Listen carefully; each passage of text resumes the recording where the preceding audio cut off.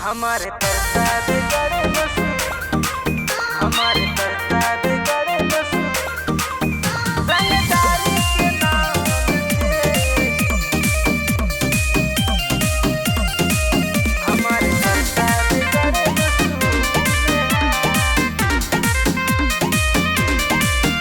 रह दिल्ली चाहे गुजरात हो, बात कहतानी हमें सच हो।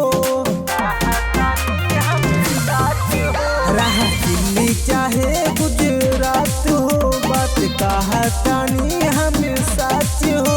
नाम एक बार लेला जरूर हो, रंगदारी के नाम से हमार जिला बड़ा मशहूर है। रंगदारी के नाम से हमारे प्रतापगढ़ मशहूर है।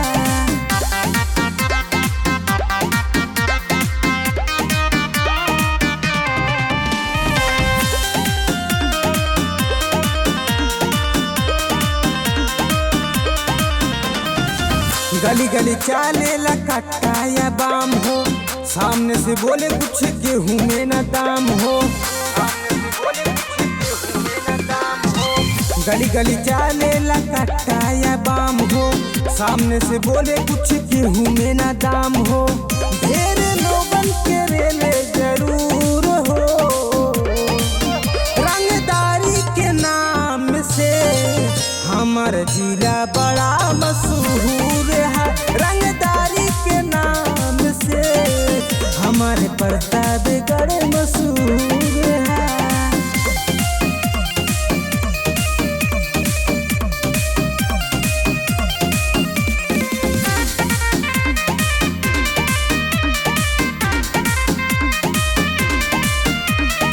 संजय बेदर्दी के चर्चा बदेश में होला गुणगान अपने उत्तर प्रदेश में।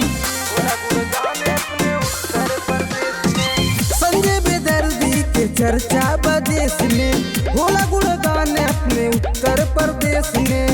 और कहे की बात जरूर है, रंगदारी के नाम से हमारे जिला बड़ा मशहूर है। रंगदारी के नाम से हमारे प्रतापगढ़ मशहूर है।